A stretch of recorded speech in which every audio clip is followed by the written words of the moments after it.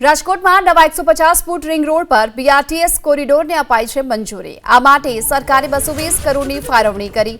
Second ring road પર નવા BRTS corridor માટે સરકારે મંજૂરી આપતા જામનગર રોડથી પાળ રોડ સુધીના રિંગ રોડ પર 9 કિલોમીટરનો બીઆરટીએસનો કોરિડોર બનાવાશે। હાલ તો રિંગ રોડના 4 લેનના કામ દરમિયાન રોડની વચ્ચે બીઆરટીએસ કોરિડોર માટે જગ્યા છોડી દેવાઈ છે।